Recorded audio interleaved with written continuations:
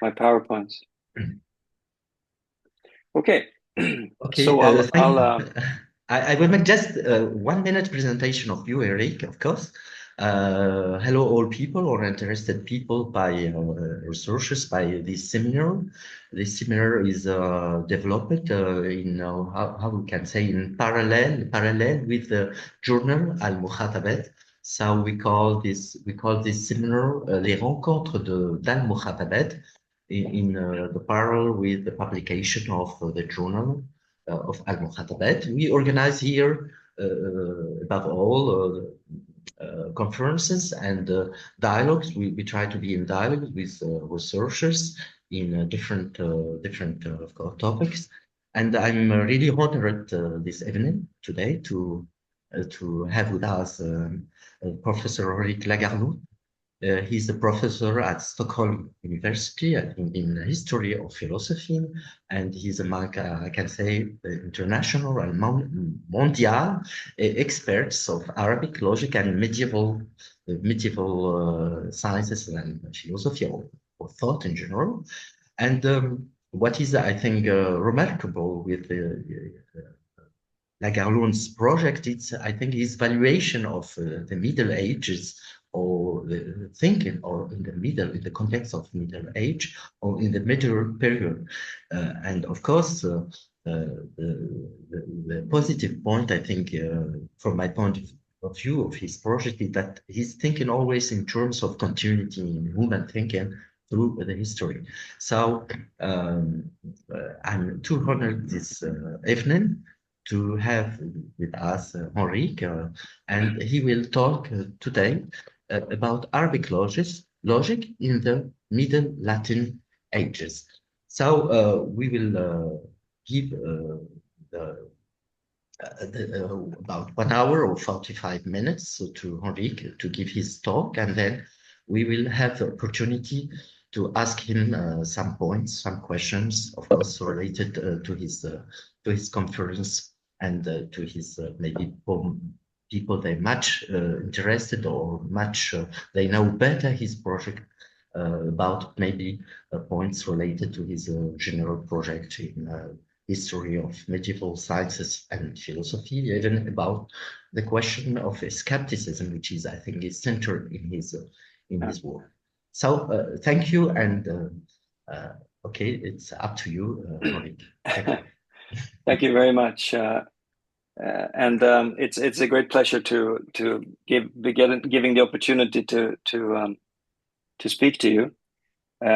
Yes, I will talk about a topic that I have worked on a bit through my career, how Arabic logic sort of influenced, and what kind of influence did it have on the Latin medieval tradition.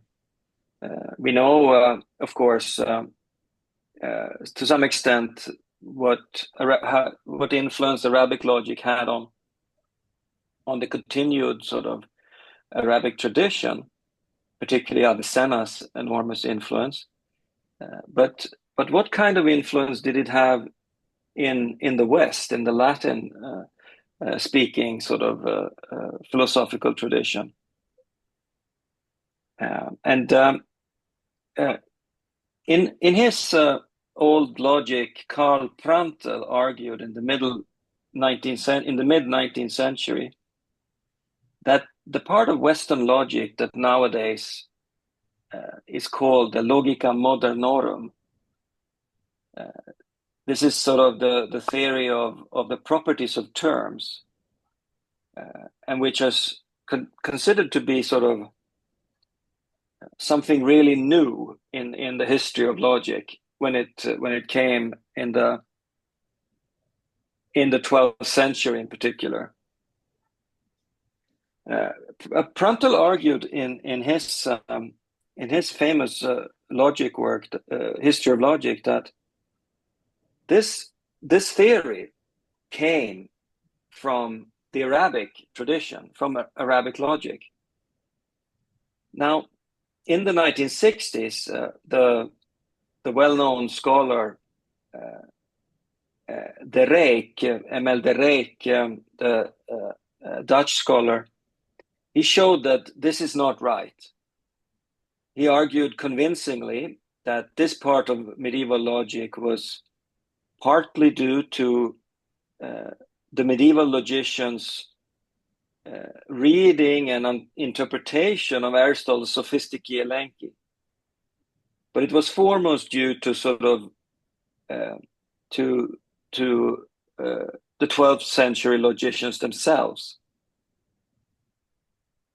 Now, his judgment about this interpretation by Prantl was so harsh that Arabic logic in the Latin tradition basically was never studied after that.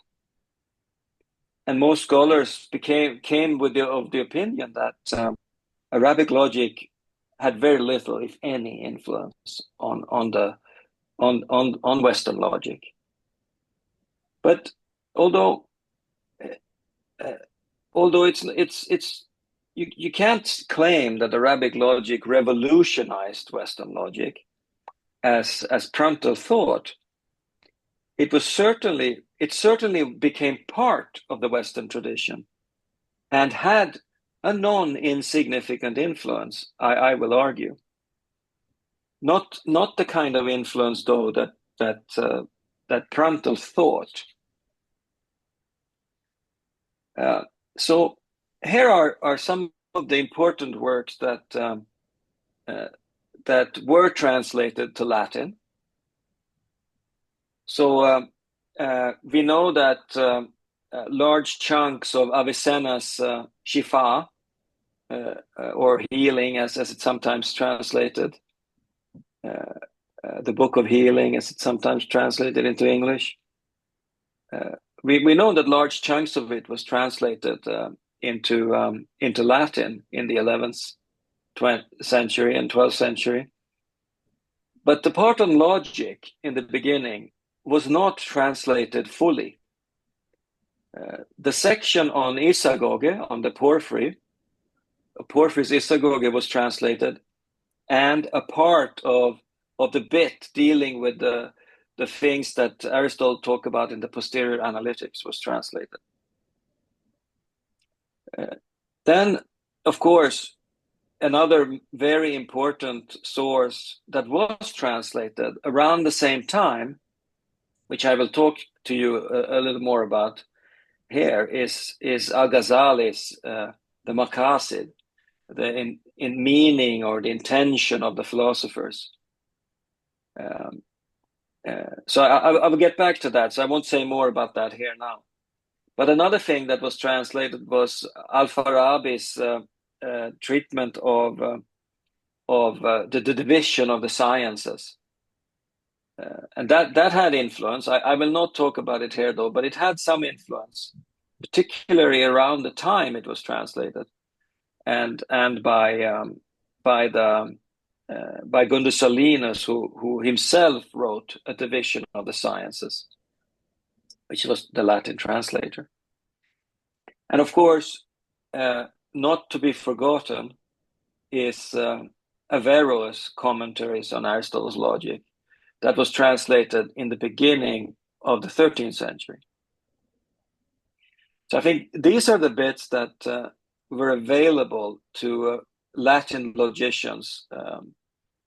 And I will talk here about the two I think are the main influences, and the two views that are particularly important, namely a certain interpretation of the syllogistics in Ghazali, and another view of the modal syllogistics through Averroes. So to begin with, though, I'd like to mention Avicenna's influence, because Avicenna did have an influence. The bit on Porphyry, and also the bit on metaphysics, introduces, as we know, of course, the distinction between first and second intention, and generates discussion about what in the Western tradition becomes known as the problem of intentionality.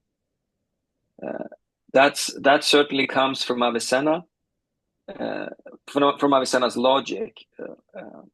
Then, of course, in the Porphyry bit, there's a reflection on universals, which comes in the beginning of the Porphyry commentary. And that had an enormous impact on the Latin tradition. Another thing that also comes from Avicenna and from the bits on logic that we have from Avicenna, although it was so little that was translated, is this interpretation of what logic is, because he discusses this in the beginning of his treatment of Porphyry's Isagoge. What is logic, and is logic a science, etc.? What is it about? And this had an impact on 13th century discussions, particularly about whether logic is about thinking or about thought, or whether logic is about language. This was quite a big debate in the 13th century, and people like Albert the Great argued that logic is about thinking, it's about thought, and they took that from Avicenna.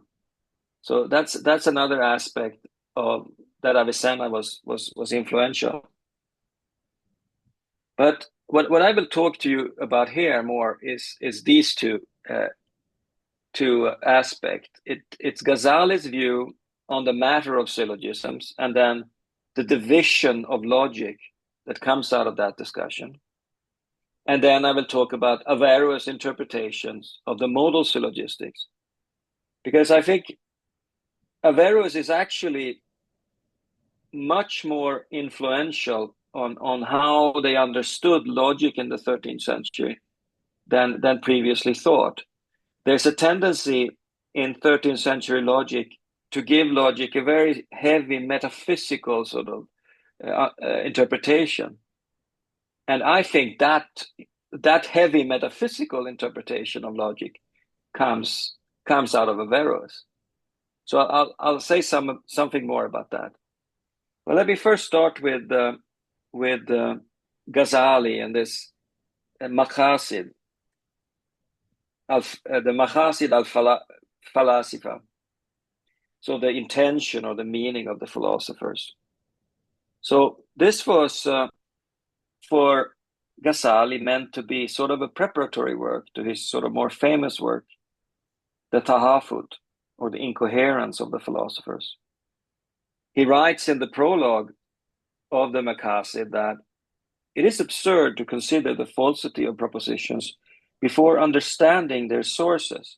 It is indeed shooting an arrow blindly and at a venture. He therefore sets out to write a treatise summarizing the views of the philosophers, which for him are, beyond all others, of course, as we all know, Al-Farabi, and Avicenna. He explains the project in this prologue in the following way. He writes, I think I have the quote here.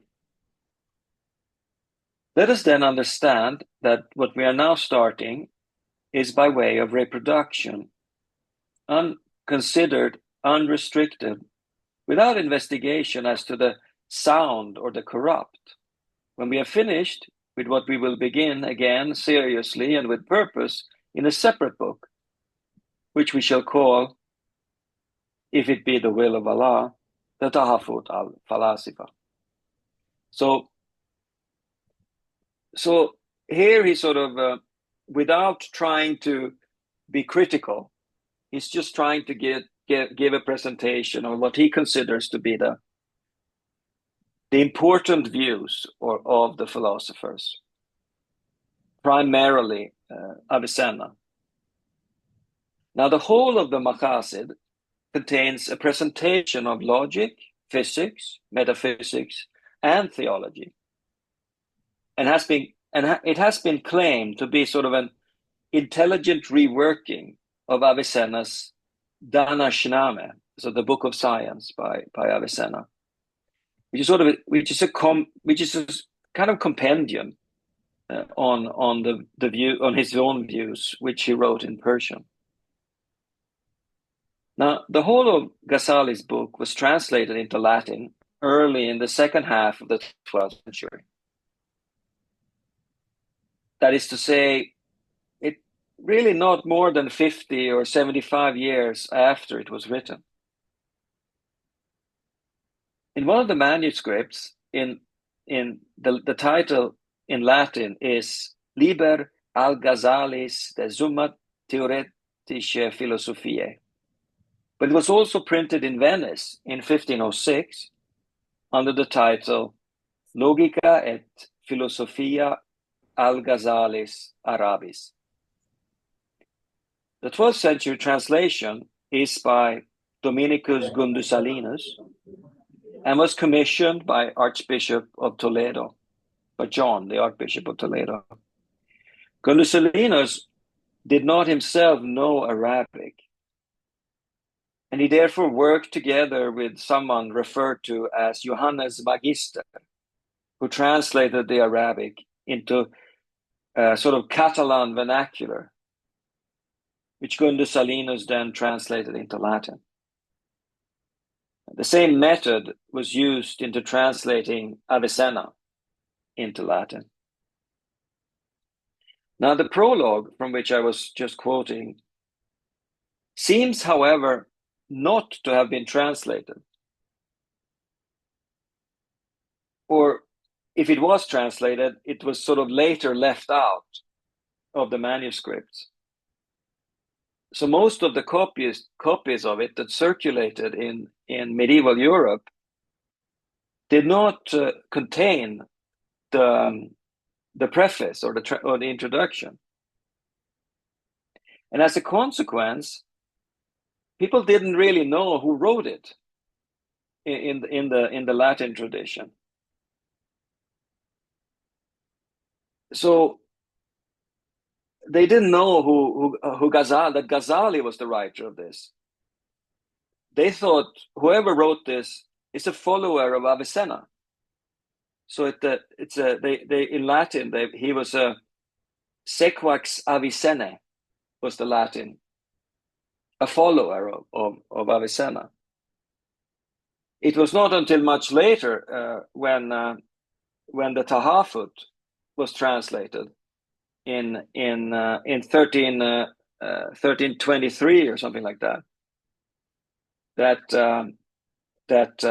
they realized that Ghazali is not a follower of Avicenna, not at all. In fact, he's his main critic. The Latin translation of the Maqasid was very much read and became, at least in the 13th century, the basic text from which the Latin authors gained knowledge of Arabic philosophy. The other sources, of course, being Avicenna's Metaphysics and Avicenna's De Anima, or Natural Philosophy, which was the other parts of the Shifa that they had in Latin. Now, the reason it became so well read was that it mentioned sort of some of the hot topics of the period: the divisions of the science, the distinction between essence and existence, the eternity of the world, and how many souls are there in human beings, and so forth. And the part of the logic who has been the least studied was also well known. Albert the Great uses the logic of Ghazali, of the Maqasid, quite extensively, and it was also copied by Ramon Lull. It was also a very controversial work. In the work on the Tractatus de Erroribus Philosophorum by Gals of Rome, he lists 18 errors he considers that are part of taken from Ghazali's Maqasid. These later found their way into the Directorium Inquisitorum from 1376 by Nicholas Emmerich. So this is a quite well-known work. What I will talk about here, though, is a little section of the logic bit that deals with the division of syllogistics into formal and material syllogisms. Now, the matter of a syllogism is its propositions or premises. If they are credible and true, the conclusions will be credible and true. But if the premises are false, the conclusion will not be credible. Now, Ghazali tries to explain what he means by the distinction between matter and form of a syllogism by an analogy with a coin. The matter of the coin is the gold it is made of, and its form is the roundness of the coin. If the form is destroyed or falsified in some way, we'll not call it a coin anymore. Sometimes the matter of the coin is also changed. That is, a coin in notes might be made from iron or silver. It's then not sort of worth as much, but it will still be a coin. In the same way, the form and the matter of a syllogism can change. If the form is changed, then and it is not in accordance with any of the sort of syllogistic figures, then it's no longer a syllogism, and presumably not an argument anymore. But sometimes the form is the correct one, but the matter is different, and the premises are only opinions, or even sometimes false. Now, Ghazali seems to think that the syllogistics is the form of all argumentation. In a sense, one can thus say that the three syllogistic figures, give the definition of an argumentative form. Now, given this, his analogy with the coin outlined above seems not that well chosen, since the roundness of a coin is quite arbitrary. There are all sorts of ways a coin can look to still be a coin. The form of a syllogism is necessarily given by the first, second, and third figures. The form is, however, more restricted than this, one would think, since all syllogism in the second and third figure are reducible to the first figure. The form of all argument is thus given by the first figure, and the valid syllogisms of that figure. Now, so this is a sort of restricted view of the formal aspect of an argument, namely to define the form as the first figure and the four moods in that figure. This definition has to have a very general one, and if it is something like this, then he has in mind for the form of an argument, then he has a sort of loose sense here, sort of, which is sort of where he goes back to sort of Aristotle's definition in the prior analytics, which is not a sort of clear sort of expression of the form.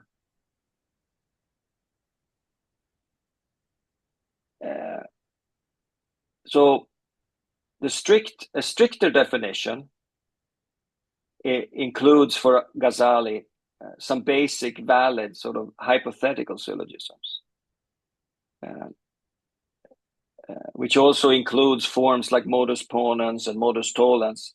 So in the end, Ghazali seems not to sort of limit himself only to syllogistic argumentatory forms to define what he means with the form of an argument.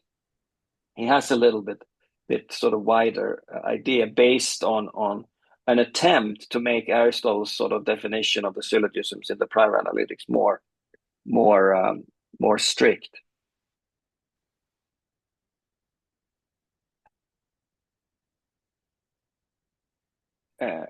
Of the matter of a syllogism, on the other hand, is quite well known and a traditional doctrine that goes back at least to Alexander of Aphrodisias.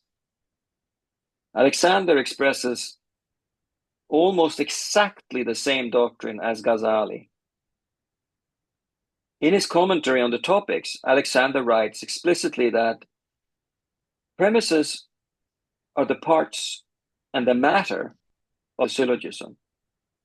In the same work, Alexander seems to use form, eidos, in the same so a little bit unclear way that Ghazali has been using it. It was also very common to draw this distinction in the way Ghazali drew it in Arabic logic in general. Deborah Black has argued, for example, that both Al-Farabi and Avicenna drew the distinction in a similar way, and obviously that's where Ghazali gets it from. In the Danajname, Avicenna expresses this in the following way. The form of the syllogism is the composition existing between the premises. The matter of the syllogism is its premises.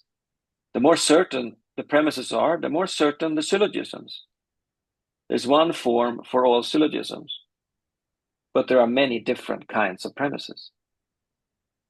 Now, it seems clear from this passage that syllogisms give the form to which all other arguments can be reduced. That is, they give the form of an argument in the restricted sense that I just previously discussed in connection with the Maqasid.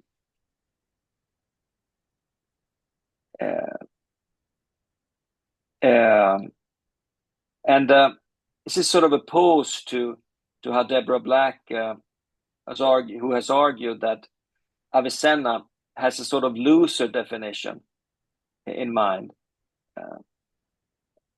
But that's a sort of different, really, discussion. Let me instead turn to Ghazali's classification of the premises. So he continues his analogy with the gold con mentioned above to outline 5 levels of propositions.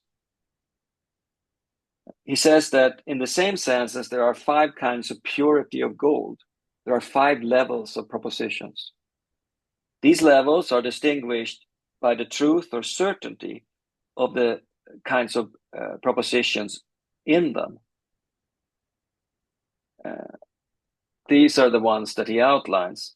So, first of all, there are 5 levels of propositions that are true and believably asserted to without doubt and deception. And these are the propositions used in demonstration. Now, on the second level are the propositions in proximity of truth, and to which it can be difficult to judge whether they are false or not. Whereas he says to spot the fallacy in them.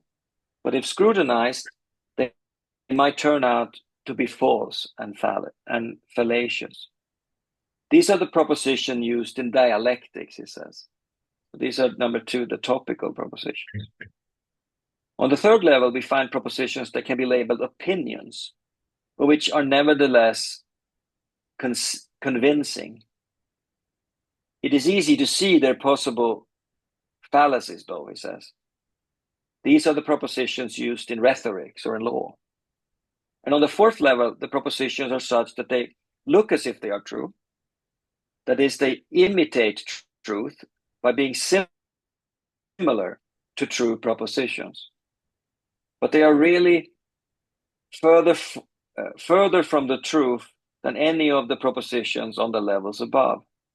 That is, they are neither true, probable, nor genuine opinions about something. These are the propositions used in sophistical arguments. At the fifth level, we find propositions which we know are false, but which nonetheless move the soul in some way to form opinions. These are propositions used in poetical arguments.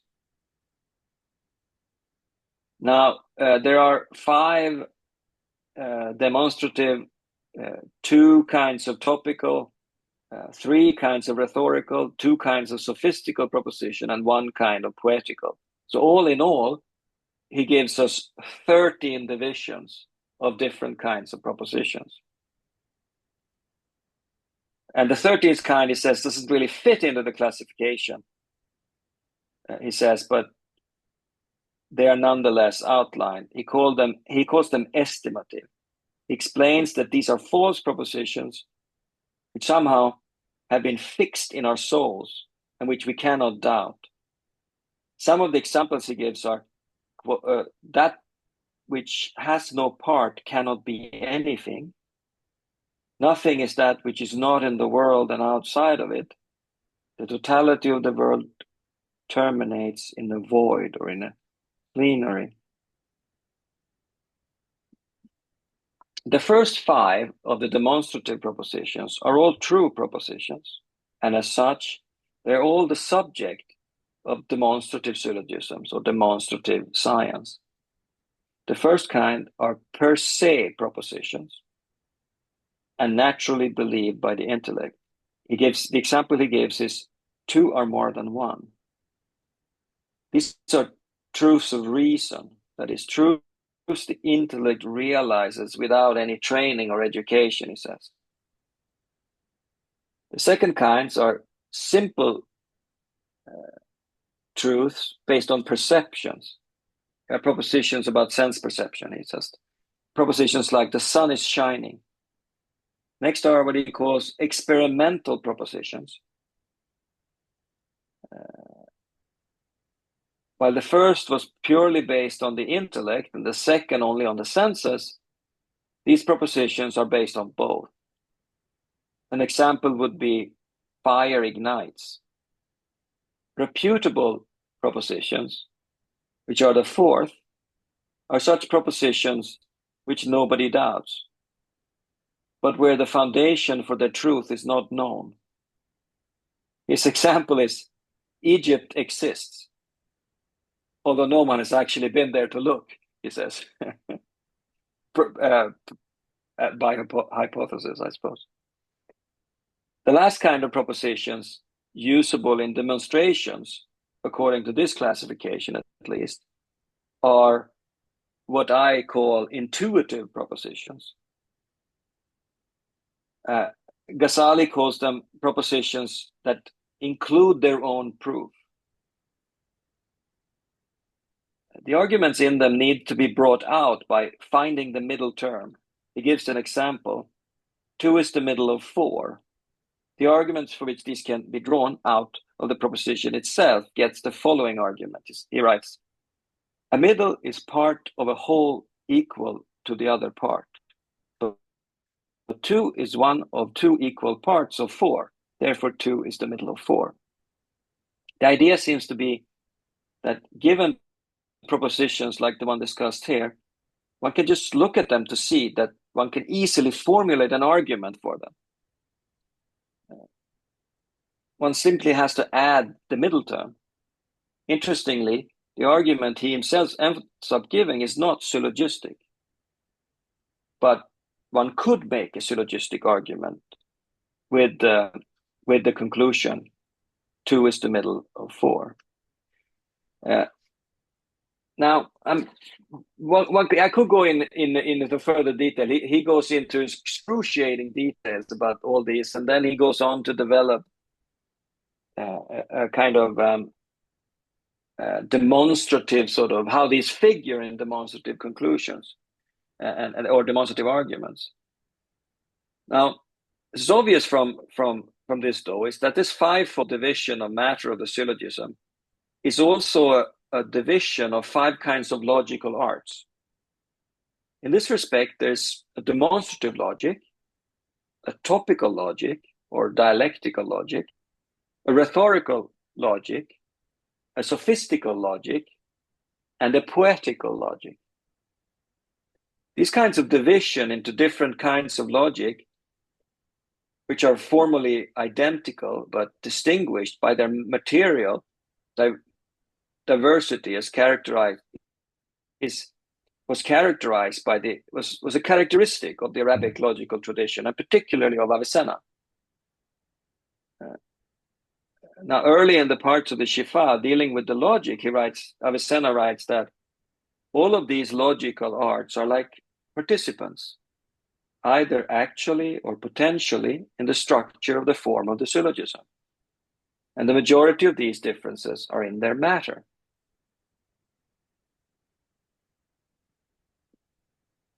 Now, the interpretation I have given on these in in previous work and in some papers, I suggest that this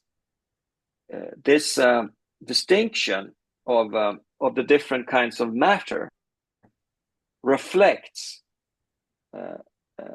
different kinds of modalities, so that necessity obviously is reflected in the demonstrative kind of propositions, and possibility is reflected, and so forth in the dialectical. This interpretation, which I'm not the only one to give, I should say, is actually explicitly rejected by Avicenna in the Isharat. He writes the following there: "Do not pay attention to what has been said, namely that the demonstrative syllogisms are necessary, that the dialectical ones are possible in the majority of cases, that the rhetorical are possible in equal cases, that they involve neither inclination nor rarity, and that the poetical ones are false or impossible. This is not the proper consideration, nor did the father of logic, Aristotle, indicate it." Now, as Deborah Black has noted, when she comments on this in her book, she says that Avicenna is here hardly consistent and seems to have sort of rejected, he seems to here to reject the view that he has earlier sort of subscribed to himself. So I think when you look at Ghazali's rendering of these, I think he comes up with something that looks a lot like this modal interpretation that Avicenna later on goes to reject. So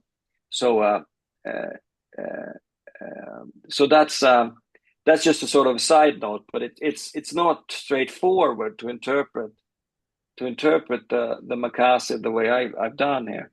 Now, before I move on, I just want to say a little bit about what this division, how it was received in the Latin tradition. Now, first of all, I need to emphasize that treating rhetoric and poetics as part of logic was not at all part of the Latin logical tradition. And it is not practiced even after the translation of Ghazali. But this does not mean that the division was not reported at all and not influential. In fact, if one looks at Albert the Great, Thomas Aquinas, and Simon of Faversam, they all reported this Avicennan doctrine. Question: did they get it from Ghazali? Now, it seems to me that Ghazali is by far the most likely source of this. It was reported, however, in Farabi's division of the sciences, but not in the same detail as Ghazali in the Maqasid. And for example, when Aquinas outlines this division in the beginning of his commentary on the posterior analytics,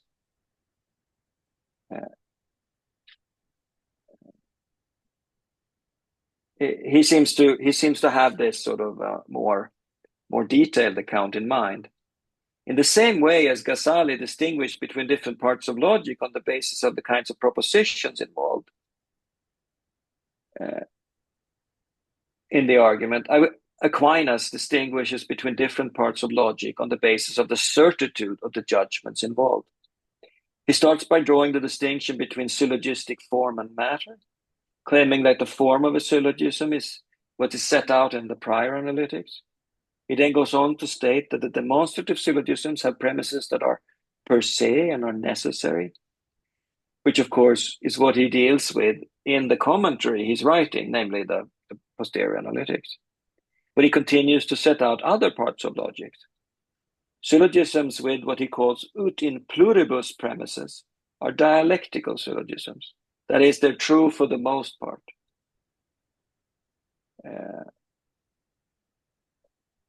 Which Aristotle deals with in the topics, he claims, and syllogisms with premises where there's an equal support for both its affirmation and negation are the rhetorical syllogisms. In Aquinas' outline, poetical syllogisms have premises that there's very little support for one or the other part of the proposition and its negation. Now, he differs a little bit from the outline, but it's very close to the way that Avicenna suggested one should not read this division in the Isharat. He also mentions the fifth part of logic, the sophistical, which for him falls outside of the classification. He does not want to deal with them with impossible or forced premises. Now, it seems clear that this division of matter outlined above, that it's this division of matter outlined above in the Makasid that lies behind Aquinas' division of syllogistic matter, the division into necessary and contingent matter, and then the subdivision. The fact that it differs from Ghazali is interesting, since it indicates that he has not just copied the division, but he's actually thought about it seriously. But even though the doctrine of the matter of the syllogism found its way from Avicenna to Aquinas, it never became an important doctrine in the Latin tradition. Certainly not on the level it had in the Arabic logical tradition after Avicenna. Okay, let me then finally turn to Averroes' importance for the 13th century logical tradition. Now, the strong metaphysical undertones in the commentary tradition that one can find in the 13th century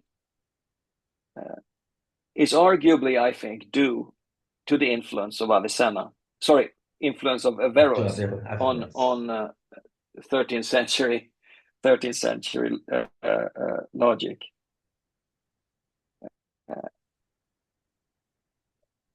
So in the 13th century Latin tradition, Averroes was referred to as the commentator. We know that, as Aristotle was referred to as the philosopher.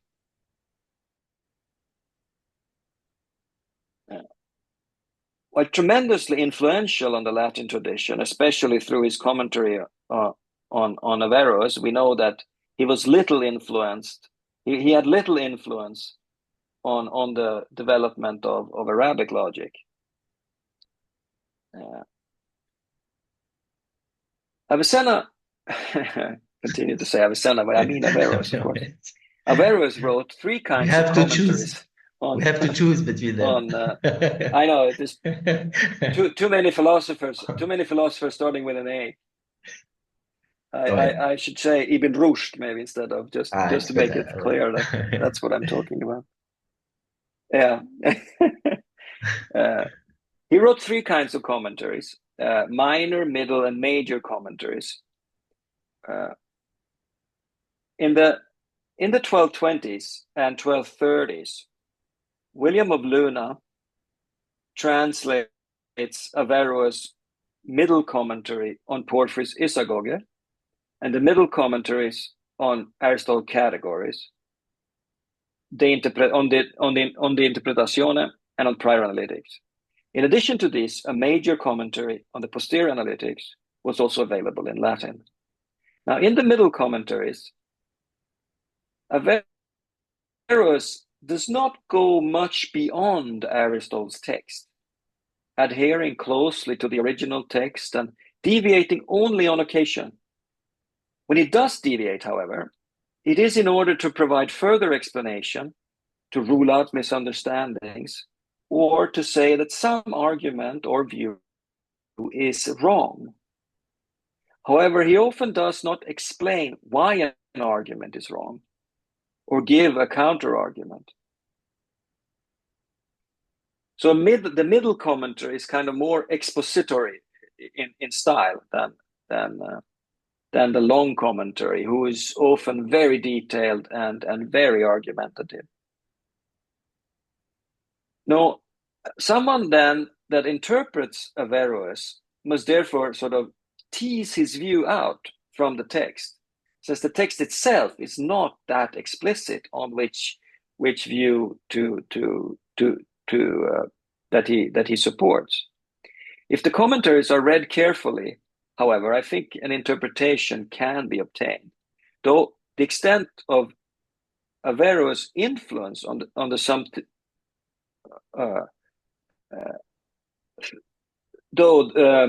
extent of Averroes' influence on the subsequent 13th century Latin commentators is, I think, still not sufficiently understood. Nevertheless, these commentaries are important for a general understanding of on Aristotle's difficult text in the 13th century, and they played a central role throughout the rest of the Latin medieval tradition. The strong connection between logic and metaphysics, emphasized in his commentaries, had a clear influence on the Latin logical tradition. I've argued this in several publications. In particular, Averroes' treatment of modal syllogistics is heavily metaphysical, and his view of the modal syllogistic was influential for Latin authors in the 13th century. Here, I'll look more closely at what he has to say about modal syllogistics in the middle commentary on the prior analytics, a text which is very little studied and which led to the more developed view in a short text called Quaesitum in Latin. And this is a short sort of question kind or in-depth analysis of mixed syllogisms. In the Quaesitum, Averroes focused on modal syllogistics and developed an interpretation based on the metaphysical nature of the terms involved in the different syllogisms. It's been claimed that this short work is the final result of his inquiry into modal syllogistics. And I studied this previously. Now, looking first at the middle commentary on the prior analytics, Averroes considers Aristotle's sort of purported counterexample to Barbara XLL. So this is a Barbara syllogism with an assertoric major premise, a necessary minor premise, and a necessary conclusion. Now the premises are assumed to be true, but the conclusion is false, since humans are not necessarily moving. This could be turned into a valid syllogism, Averroes argued, by appealing to a rule due to Theophrastus and Eudemus, Aristotle's followers in the peripatetic school, who both thought the conclusion in a modal syllogism must follow the weaker of the two premises. If we apply this rule to the counterexample above, we see that we can validly infer the non-modal conclusion: every human is moving. Since every human is moving is true, given the truth of the major premise, every animal is moving.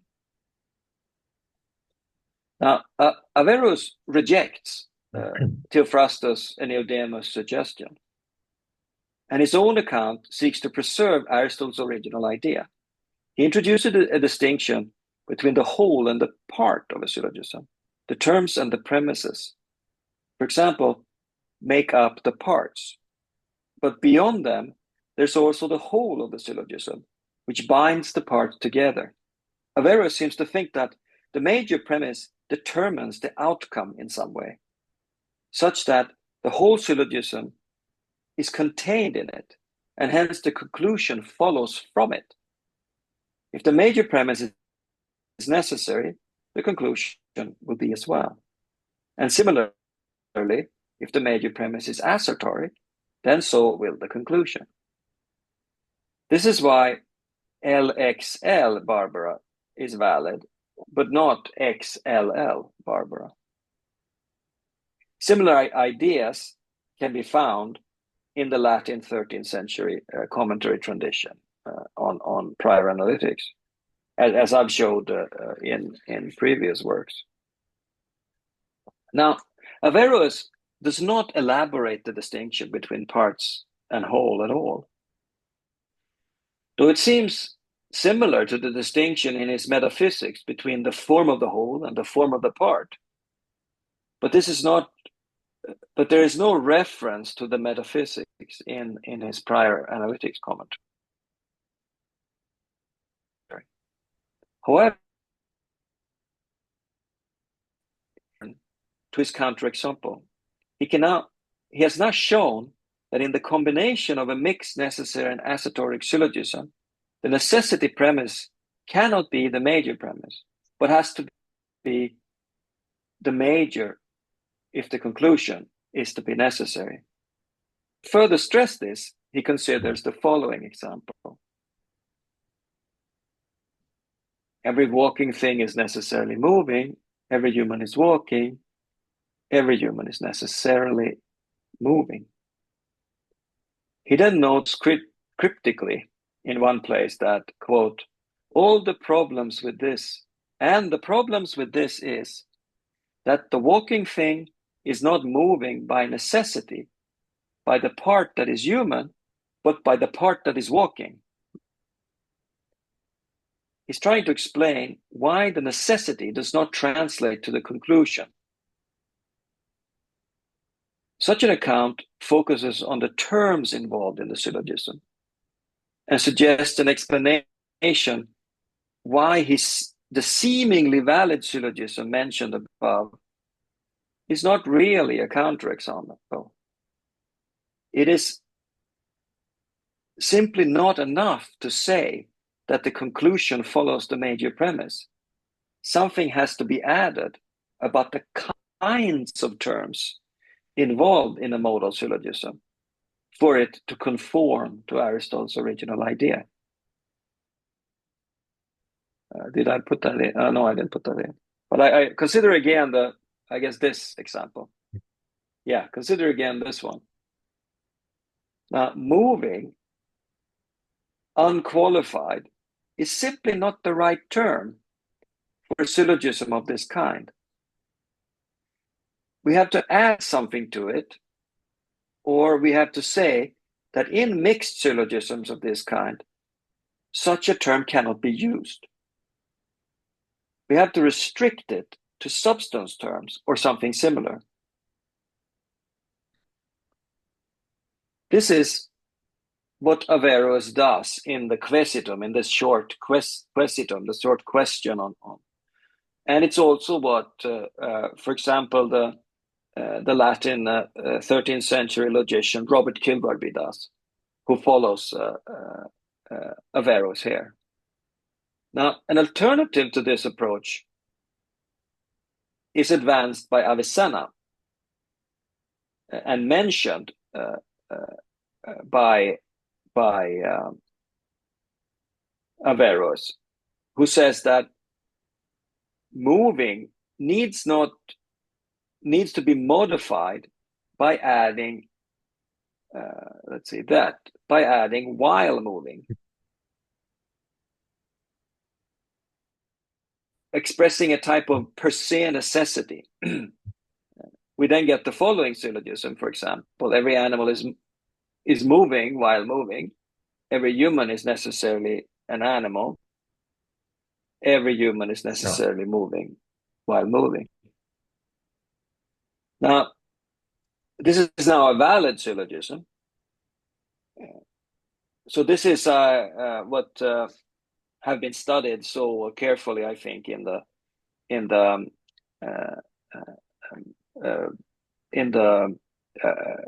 scholarly literature on Avicenna in recent years, the kind of Vasfi reading of a proposition, which Averroes and does not develop at all in his commentary, he only mentions, but of course, where Avicenna systematizes into his very, very particular approach. Now, although Averroes' commentary on the prior analytics is not as clear and as explicit as this short quaesitone, it certainly suggests an interpretation of Aristotle's modal syllogistic that is interesting and influential. And I think it adds evidence to the claim that Averroes is largely responsible for the close connection between logic and metaphysics that dominated Latin 13th century logic. This is, of course, something that completely changes towards the end of the 13th century and the beginning of the 14th century, where logic becomes sort of frees itself from metaphysics a bit and becomes more like logic we would sort of think of today as logic. But that's a different story. I think we have to say, though, that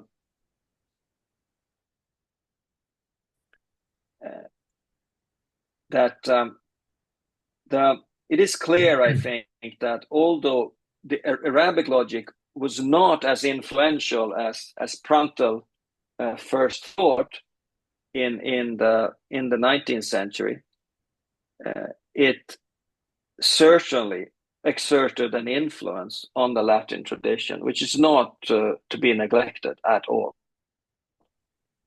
Well, thank you very much.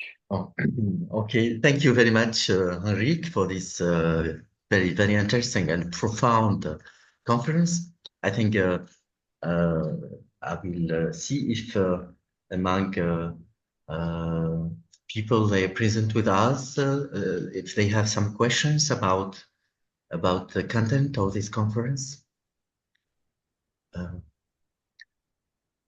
It was really interesting for me because I learned too much today about some details of Arabic logic, and about, of course, its influence on some aspects of logical thought in Latin context and Latin.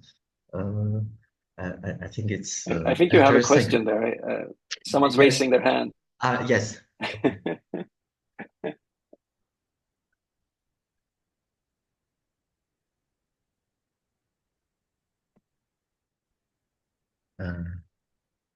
I don't see, but anyway. I think you're still muted. Okay.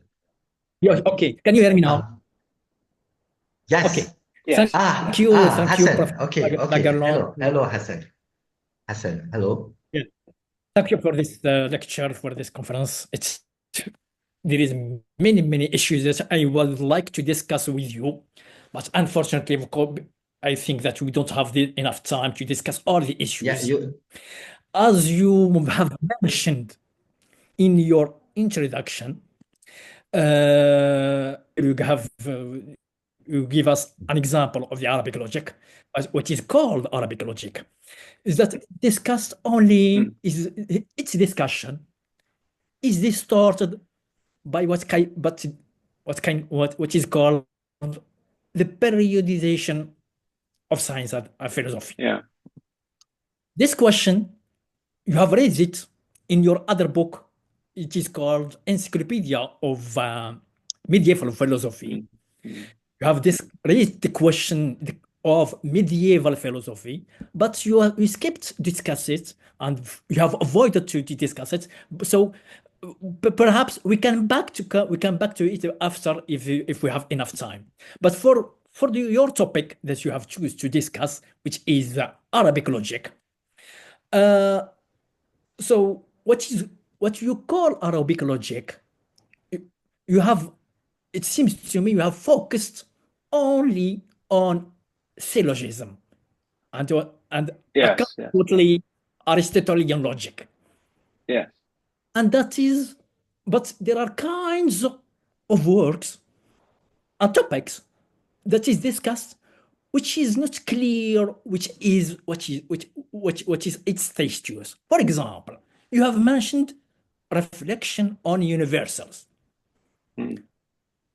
Has Aristotle discussed this topic in his logical works? Why? Why Avicenna has discussed this issue, and why the Latin that is called the Middle Ages? I don't know how this word is invented. Why has not this has not follow up this discussion, which is seems to be a new topic in the Islamic period. Yeah. Yes, I have more questions. You can perhaps if But you, yeah, I mean, We start by this. you're right. I mean, the issue of universals is important. I mean, of course, it has its source, the problem in the Greek tradition, and the questions about what genera and species are is, of course, lifted for the first time and asked what they are in Porphyry's Isagoge. I mean, he is the one that asks the questions, and then you get, I think, Boethius will be the first one to actually address this sort of metaphysical question: what are the genera and species? What are these things? Do they exist by themselves? Do they exist in things, or things like that? Now, Avicenna is enormously important for his treatment of universals. He takes his cue partly from Porphyry in the Isagoge, these questions that Porphyry asks, and we know that he develops, this threefold division of universal that becomes enormously influential for the Latin tradition. Aquinas makes a huge point of this, and he follows largely, not exactly, but largely sort of Avicenna's suggestion. So no, I think this is, you're right. This is very important, and Avicenna here was very, very, very important. I mean, I limited myself to talking about the logical works, and it turns out that very little of Avicenna's logic was actually translated into Latin. yes, Yeah, for some reason. I don't know why.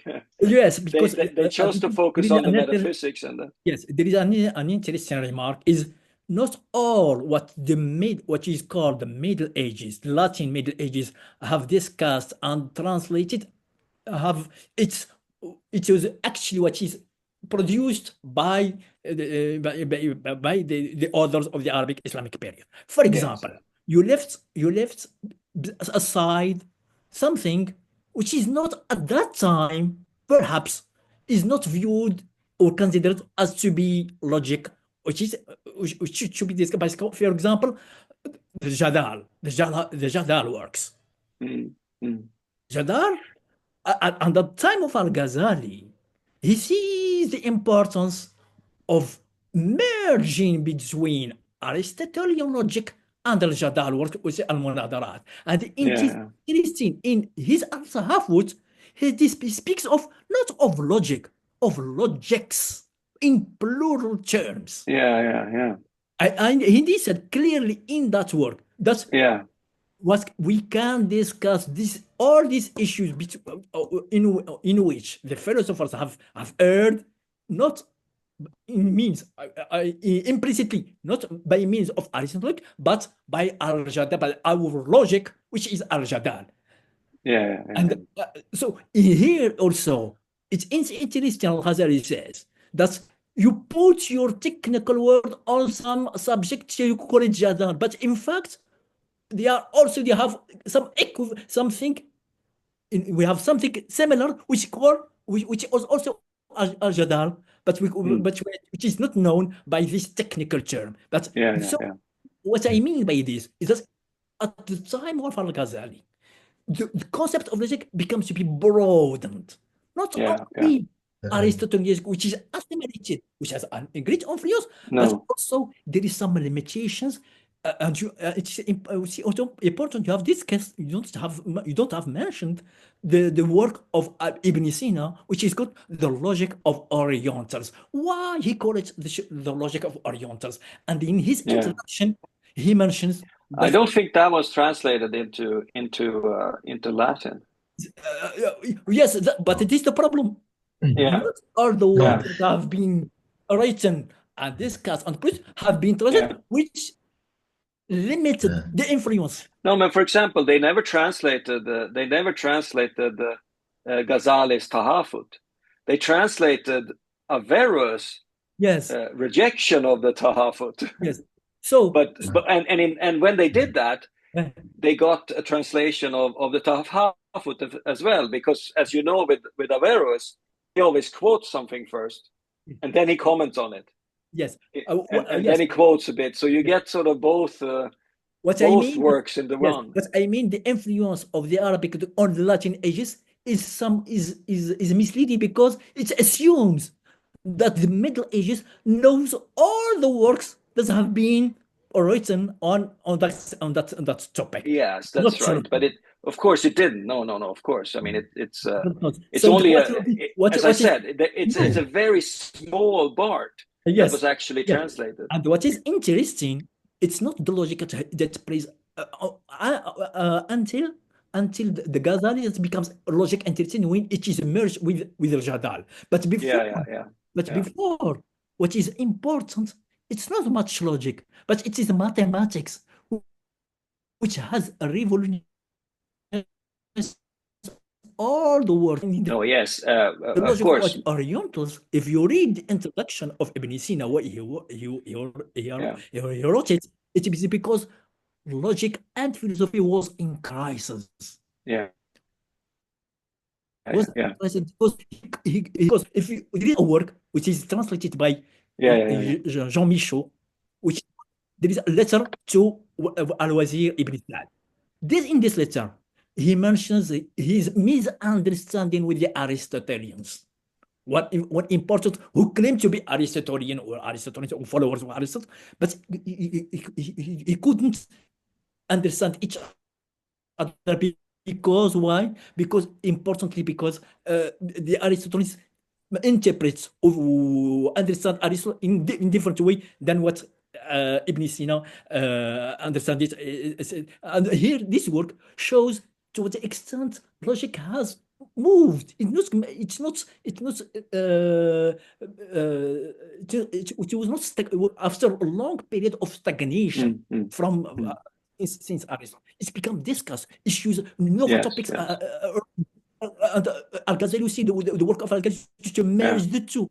And so this is interesting. And this change is influenced by the works of mathematics because Ibn Sina was interested in very much in mathematics. You can read the books of his books on in metaphysics, book 7, book 4, in which his purpose is to account for the formation of numbers, how we to conceive numbers, and is here where universals becomes very important. And he criticizes Aristotle because why he criticizes Aristotle? Because he failed to justify the existence of a universal. For Aristotle, there is no such thing as universal. It doesn't exist because all what exists is concrete things.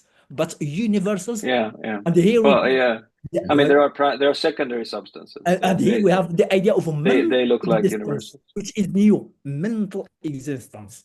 Okay. Yes, I mean, I couldn't speak. I limited myself here to sort of, just to say, I limited myself here to talk about the logic, well, the bits of the logic that was translated into Latin and they would have known.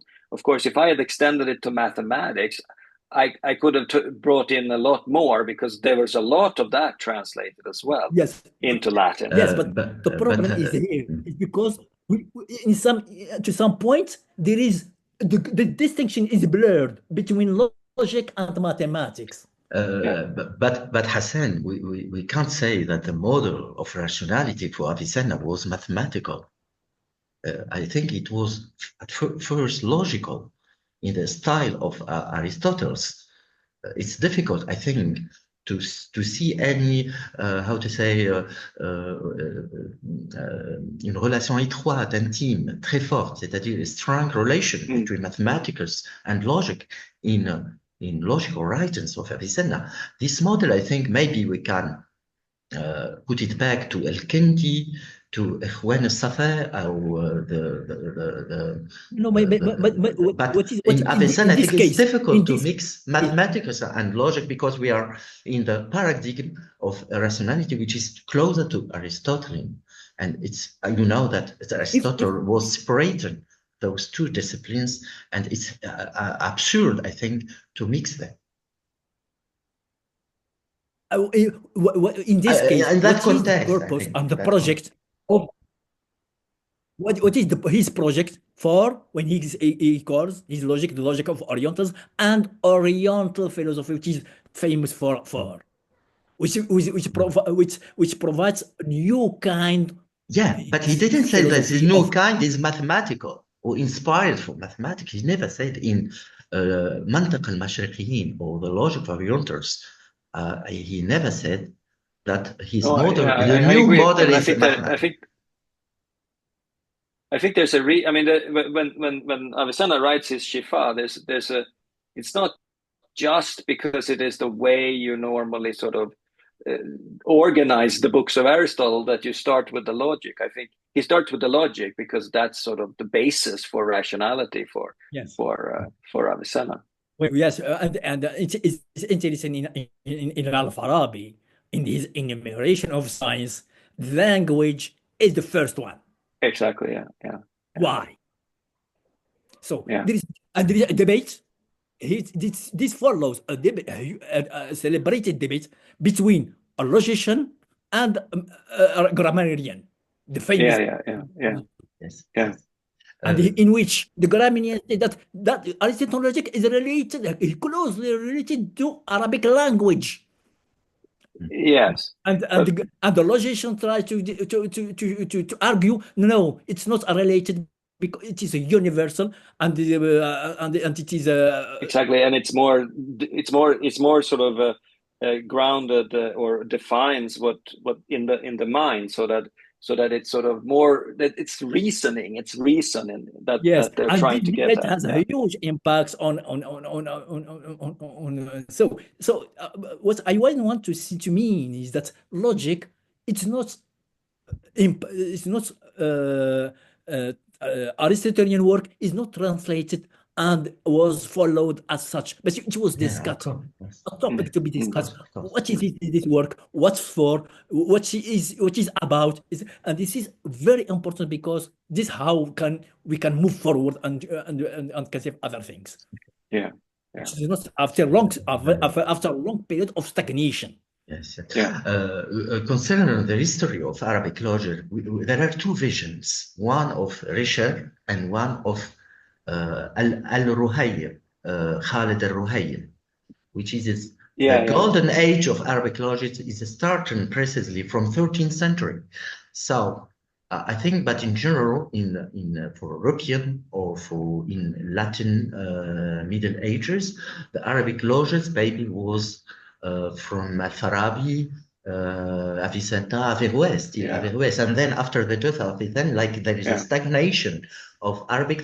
So they didn't maybe translate, or they didn't know about this golden age of Arabic there was basically no starting from Fakhreddin Razi and so on. Yeah, in there which was no Jadal was so translations important. after Averroes. Yes. After Averroes, there was basically no translation. Yes. Of Arabic logic anymore. Yes, and it is problematic why the Latin Middle Ages didn't, for example, translate some works of Al-Jadal or argumentation. No, I agree. I mean, they didn't. I don't know why. I mean, they just stopped. There was a huge translation period there 11th, 12th century and the beginning of the 13th century, and then it just stopped. Yes.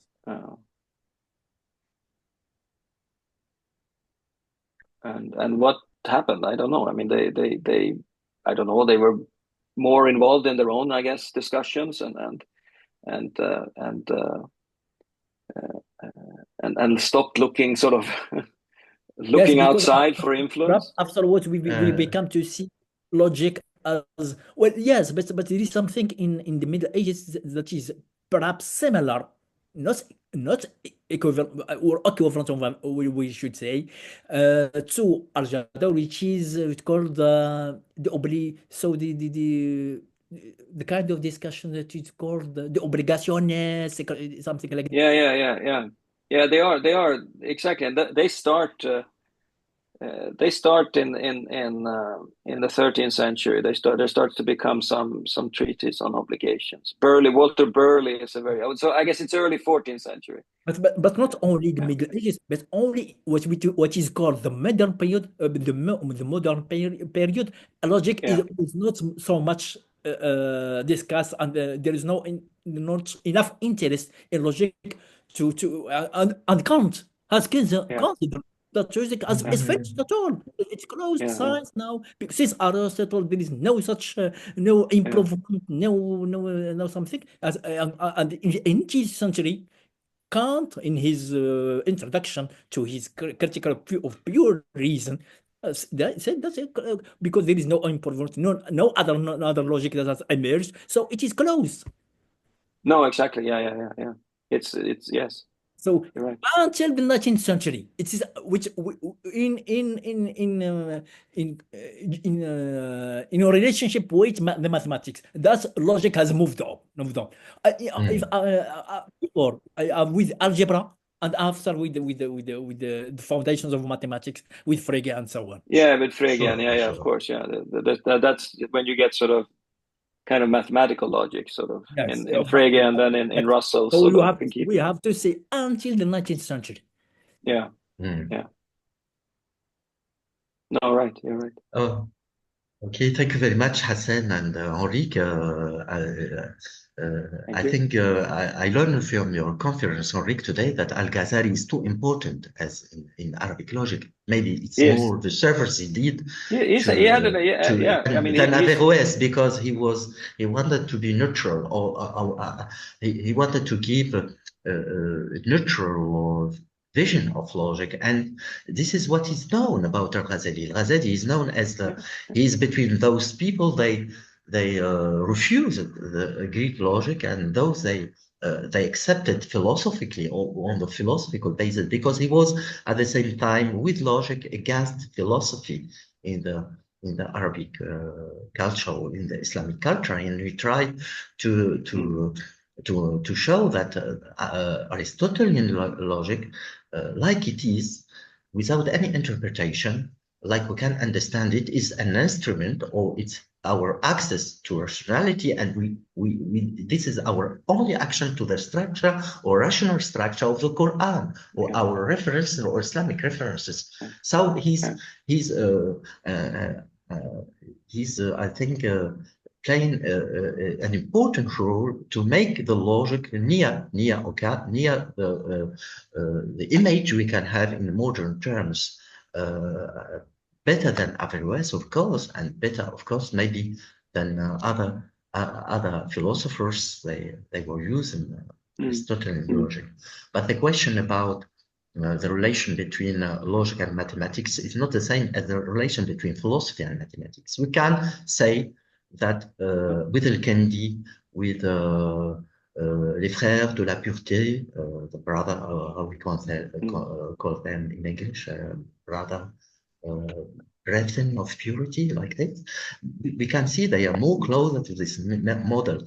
But in logic in general, especially in the period till the death of Averroes, the model of rationality was logical first in the way of Aristotle. And I think it's too much difficult to see in this context any development of the relation between logic and mathematics building up this type of rationality. Arabic rationality within logical works. So I think this is very important. But today, I learned something very important about Al-Ghazali and his place in the history of Arabic logic, which must be evaluated and given its right importance, I think. Thank you. Thank you. Okay, Henrik, there you is mentioned no. earlier. Okay, Nick, Nelson, you have a question? Yeah, sure. Do you have a question? Sure.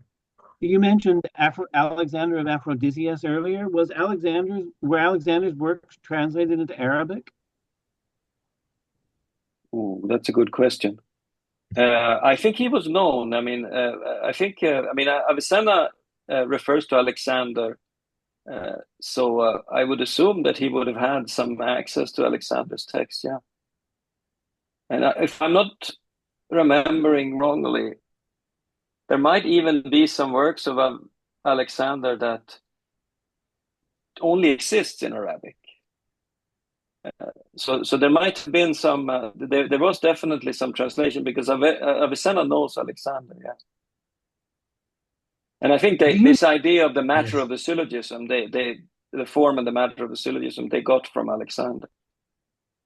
So that's to be found in Alexander's commentaries. Okay. Yeah.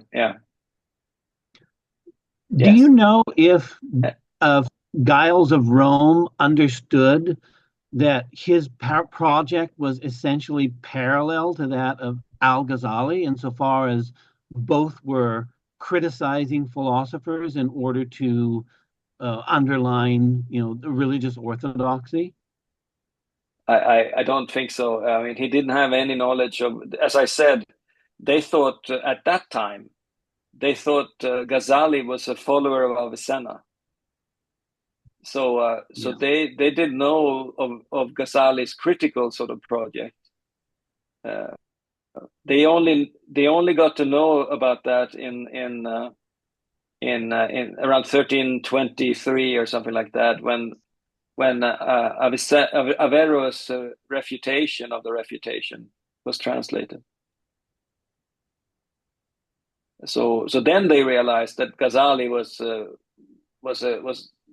Ghazali had this big critical project of the philosophers, of Avicenna in particular, but only then. So I think it's partly well, I mean, maybe it's not quite true. They had some knowledge of it through Maimonides. Yeah. Maimonides mentions Ghazali, so they had some knowledge. Yes, so it is actually possible that Giles of Rome could have gotten an understanding of this through Maimonides. Yeah. Thank you. Yeah. But they didn't know who wrote they also didn't know who wrote the Maqasid, the sort of so they, at that time, they thought they referred to the author as a follower of Avicenna. They didn't realize until later that this was sort of Ghazali's work. But they knew at that time, it seems to me, that Averroes is an opponent of Avicenna. That Ghazali, you mean, is an opponent? Averroes is an opponent of Avicenna. Yeah. Well, because Averroes criticizes Avicenna in half. Yes. He says that he started philosophy, Aristotelian philosophy, and Averroes, he will reestablish the true philosophy of Aristotle. Yeah, So, exactly. Yeah, no, he's a critical in that respect. Yes. But of course, is in his rejection of Ghazali, he becomes this defender of philosophy and of reason, sort of. So they have remarked that Averroes and Avicenna are opponents, but not between that Al-Ghazali and Avicenna are also opponents. Yeah. So this shows the complexity of the transmission. Yeah. When you write and you do something, it transmitted what is transmitted indeed? What is exactly transmitted? Exactly, and how is it understood when it's And translated? exactly how it is understood. And so to ask the question, what is the influence? What it assumes that we understood all the context of the production of the works. Otherwise, we can make misunderstandings. Yeah. Okay, thank you very much for you all. I think those complexities, we can find them in the start of the translation because they are Arabic, they mix many. We can even talk about Aristotle with Neoplatonism or with the philosophy of Plotin. They are mixed, and many of commentaries are reflect this complexity and this even mistakes between the reference of the attribution of some texts. Sometimes the Arabic, they were missing the good reference, and they are talking about some parts of logic as they are, of course, part of Aristotelian philosophy or Aristotelian logic, but it's not. I think the Arabic also, they make confusion, maybe volontairement, between Stoic logic and Aristotelian or peripatetician logic. And of course, they were two different. They were opposite sometimes in Greek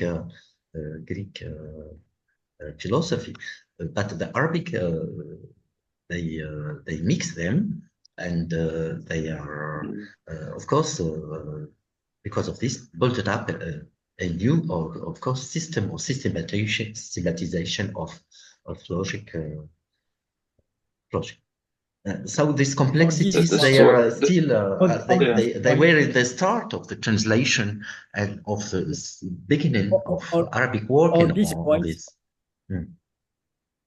Yes, What excuse happened? me, Hamdi, on this, I would like to mention here the work of Professor Lagerlund in his Encyclopedia of Medieval Philosophy. When we speak of Arabic in like that, we don't have to know it is a monolithic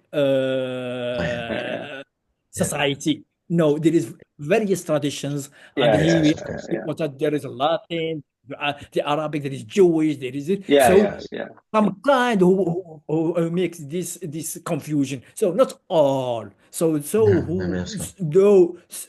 who translated the perhaps the Greek works who have perhaps make the confusion, and not all of course, who are responsible for this confusion, and they have some interest.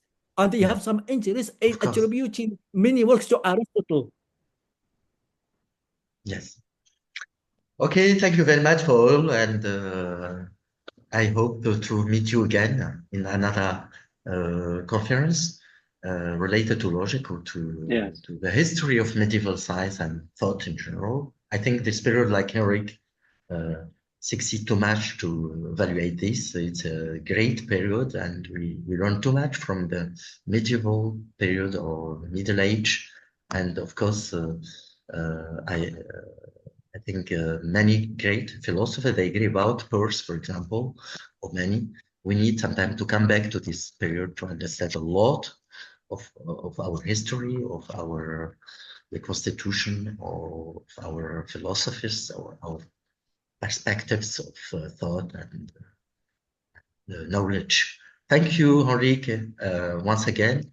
Thank you for all participants today. Hassan, thank you very much. And Nick Nelson and Mohammed.